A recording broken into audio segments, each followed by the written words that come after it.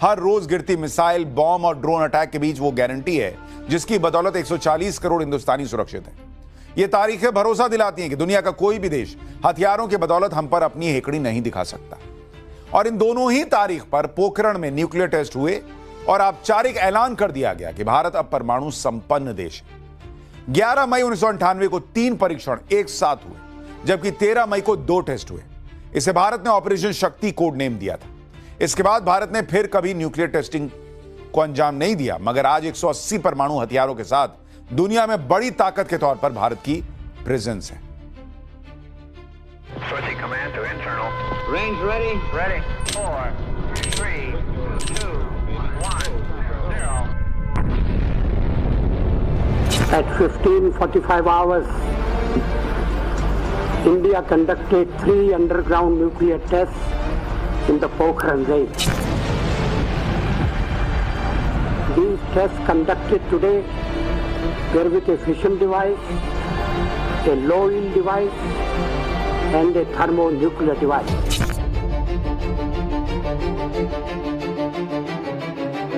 DRDO and DAE have effectively and efficiently coordinated and integrated their respective technological strengths in the national mission to confront the country with the capability to vacate the nuclear threat.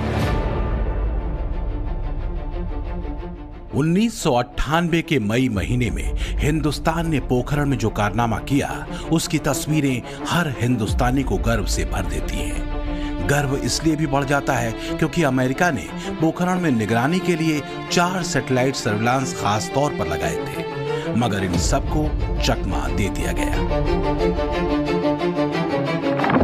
इस nuclear test के जरिए DRDO और bark से जुड़े 20 वैज्ञानिकों की team और अटल बिहारी वाजपेयी सरकार ने सीक्रेट तैयारी की थी। भारत ने इस टेस्टिंग से पहले किसी परमाणु अप्रसार संधि पर हस्ताक्षर नहीं किए थे, इसलिए इसे अंतर्राष्ट्रीय समझौते का उल्लंघन भी नहीं माना गया। अभिनंदन होना चाहिए वैज्ञानिकों का, उन इंजीनियरों का जिन्होंने पोखरण में जो कुछ हुआ उसे सफलतापूर्वक करके दिखाया। सोचिए, अगर भारत ने न्यूक्लियर टेस्ट नहीं किए होते तो पाकिस्तान जिस तरह आज हदों में सीमित रहता है, क्या मौजूदा दौर में ऐसी तस्वीर होती? क्योंकि पाकिस्तान अपनी न्यूक्लियर टेस्टिंग की तैयारी सालों से कर रहा था और पहला परमाणु परीक्षण 28 मई 1998 को चगाई पर्वत पर किया। इसके 2 दिन बाद यानी 30 मई 1998 को पाकिस्तान ने फिर से न्यूक्लियर टेस्टिंग की। तब अमेरिका का झुकाव पाकिस्तान की तरफ था। उसे फाइनेंशियल सपोर्ट से लेकर दूसरी चीजें भी मुहैया कराई जा रही थी, मगर भारत ने इन सब की परवाह किए बगैर अपने मिशन को पूरा किया। इसके लिए बहुत तगड़ी और डीप प्लानिंग की गई थी। इस मिशन को पूरा करने के लिए रेगिस्तान में बड़े कुएं खोदे गए, उनके अंदर परमाणु बम रखे गए, कुओं पर बालू के पहाड़ बनाए गए और उन पर मोटे मोटे तार निकाले गए और फिर धमाके वाली जगह विस्फोट के बाद जो गड्ढा बना, उसने भारत की कामयाबी पर मुहर लगा दी।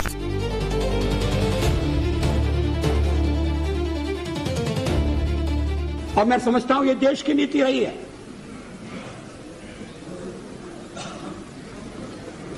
कि मिनिमम डिटरेंट होना चाहिए।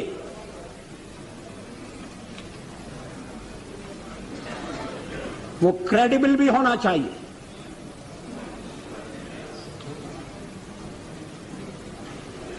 इसलिए परीक्षण का फैसला किया गया। उसके कारण कुछ कठिनाइयां आएंगी, हमें मालूम था, लेकिन देश उन कठिनाइयों का सफलतापूर्वक सामना करेगा, यह भी हमको विश्वास था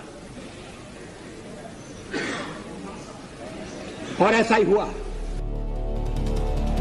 भारत की साइंटिफिक, मिलिट्री और इंटेलिजेंस टीम की प्लानिंग और डिसिप्लिन देखकर अमेरिका हैरान था और पाकिस्तान परेशान। दुनिया की सबसे मशहूर खुफिया एजेंसी CIA को उस वक्त पता चला जब अटल बिहारी वाजपेयी ने भारत के परमाणु टेस्ट का ऐलान किया। तब के CIA डायरेक्टर जॉर्ज टेनेट ने अपनी किताब में इसे सबसे बड़ी इंटेलिजेंस फेल्योर में से एक माना था।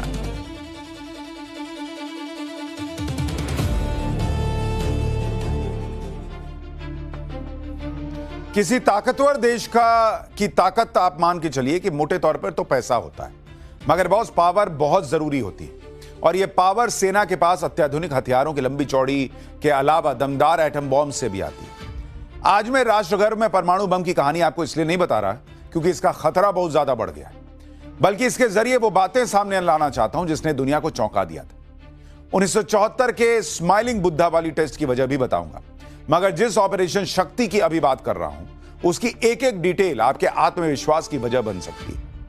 आपको यह जानकर आश्चर्य होगा कि इसके लिए बहुत स्मार्ट और मल्टी लेयर प्लानिंग हुई थी। जैसे इस टेस्ट से जुड़े ज्यादातर काम रात के वक्त होते थे, फिर चाहे वो रेगिस्तान में ड्रिलिंग करनी हो, फिर वहां साजो सामान पहुंचाना हो, सुबह का उजाला होते सब कुछ पहले जैसा ढक दिया जाता था, कर दिया जाता था।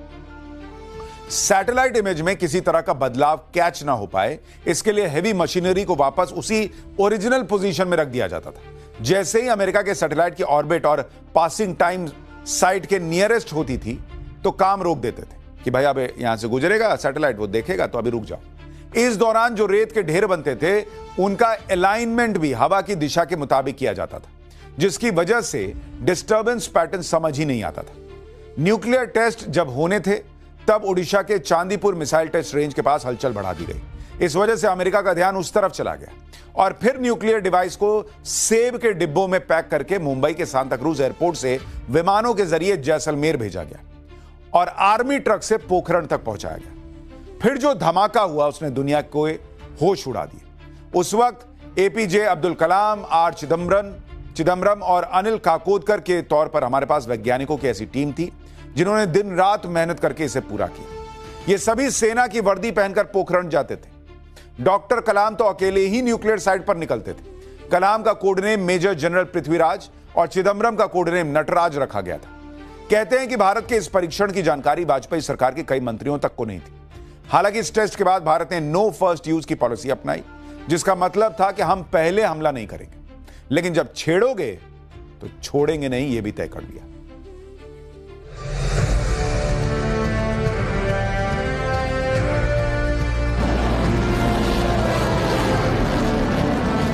साल 1989 में भारत ने पहली बार अग्नि मिसाइल का परीक्षण किया। तब इस मिसाइल की मारक क्षमता 700 किलोमीटर थी, मगर धीरे धीरे इस मिसाइल में कई बदलाव किए गए और आज इसके 6 अलग अलग वेरिएंट्स हैं। न्यूक्लियर अटैक करने की ताकत रखने वाली इस मिसाइल की जद में पूरा पाकिस्तान आता है। ये लैंड बेस्ड कंपोनेंट में भारत का सबसे मजबूत पार्ट है। बीते साल ही अग्नि प्राइम को रेल पर बनाए गए मोबाइल लॉन्चर सिस्टम के जरिए लॉन्च किया गया था। ऐसा करके भारत ने रूस, चीन और नॉर्थ कोरिया वाली लिस्ट में अपनी जगह बना ली।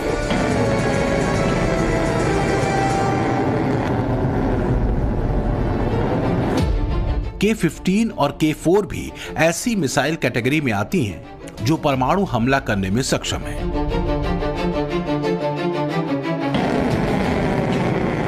K-4 के परीक्षण से पाकिस्तान बुरी तरह घबरा गया था। उसे डर है कि ऑपरेशन सिंदूर पार्ट 2 हुआ तो भारत कहीं इसका इस्तेमाल न कर दे। न्यूक्लियर अटैक से लैस एयर बेस्ड कंपोनेंट में राफेल एयरक्राफ्ट हैं। सुखोई 30 MKI भी न्यूक्लियर वेपन्स ले जाने की खासियत से लैस है। मिराज 2000 और जगुआर भी न्यूक्लियर कैपेबल हैं। जब अटल जी ने भारत के सफल परमाणु परीक्षण की घोषणा की थी,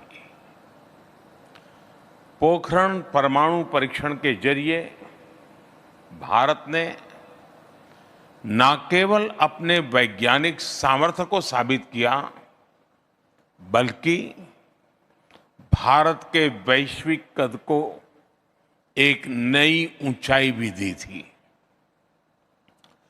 अटल जी के शब्दों में ही कहूं तो अपनी ध्येय यात्रा में हम कभी रुके नहीं हैं, किसी चुनौती के समक्ष कभी झुके नहीं हैं।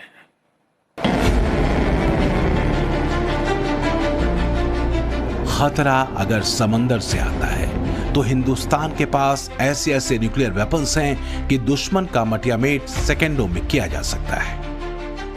2016 से active INS Arihant second strike capability मुहैया कराती है। आईएनएस अरिघात के तौर पर इंडियन नेवी के पास ऐसा जखीरा है जो परमाणु वेपन्स कैरी करता है। आईएनएस अरिधमान भी जल्द ही नौसेना को मिलने वाली है। इसकी सेकंड स्ट्राइक क्षमता दुश्मनों के लिए बहुत बड़ा खतरा है। भारत के पास न्यूक्लियर हमला करने वाली कई और ऐसी ताकतें हैं जो दुश्मन को किसी भी मोर्चे पर मात दे सकती हैं। कहते भी हैं ये क्षमता साल 1998 की बदौलत आई है।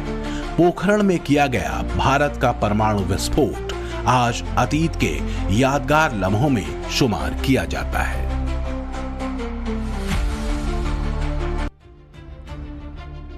भारत के परमाणु संपन्न होने का मतलब कमजोर पर बल दिखाना, धौंस दिखाना नहीं था। इससे रणनीतिक निर्णय लेने की शक्ति और स्वायत्तता मिली।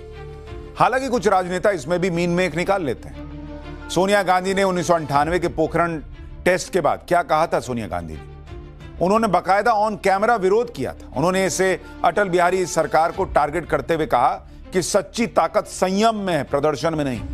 विज्ञान का इस्तेमाल हथियार बनाने के बजाय लोगों की तरक्की में इस्तेमाल करने से ज्यादा फायदा होगा। जवाहरलाल नेहरू भी परमाणु बम के खिलाफ थे। उन्होंने कई बार कहा कि atomic bomb symbol of evil यानी बुराई का प्रतीक है। नतीजा क्या हुआ? 1962 में चीन ने आंखें दिखाई और 71 में पाकिस्तान, पूर्वी पाकिस्तान के नाम पर हमें धमकाने लगा था। हालांकि बाद में इंदिरा गांधी ने इसकी जरूरत समझी और 74 में भारत का पहला परमाणु परीक्षण किया गया।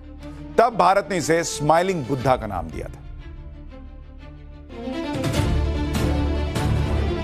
18 मई 1974 को भारत ने पोखरण में पहला न्यूक्लियर टेस्ट किया। कोड नेम रखा था ऑपरेशन स्माइलिंग बुद्धा। यह जमीन के नीचे करीब 350 फीट की गहराई में किया गया। इसका वजन 1400 किलोग्राम के आसपास था। Our nuclear science is dedicated to development, to achieving freedom from want and providing the essentials of an honorable life for our masses. I repeat that we have no intention of embarking on any nuclear weapons program. Bharat ने अपने पहले परमाणु परीक्षण को peaceful nuclear explosion बताया, मगर यह America और कनाडा को बिल्कुल भी रास नहीं आया। अमेरिका और कनाडा ने भारत पर सैंक्शंस लगा दिए। कार्रवाई के तौर पर प्लूटोनियम सप्लाई रोक दी गई।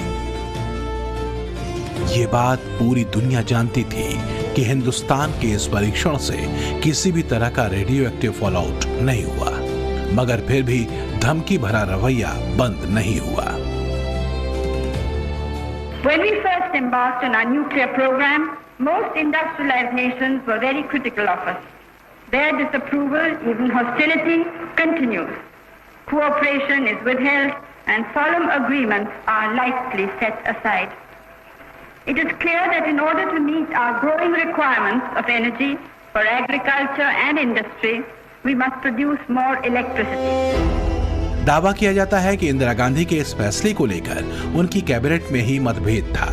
उनके सलाहकारों को इस बात का डर सता रहा था कि अंतर्राष्ट्रीय स्तर पर बड़ी उथल-पुथल हो सकती है और इसका परिणाम भारत को भुगतना पड़ सकता है। हालांकि इंदिरा गांधी ने 75 वैज्ञानिक और इंजीनियर्स की टीम पर भरोसा जताया और भारत की ताकत का लोहा दुनिया को मानना पड़ा। इस टीम में राजा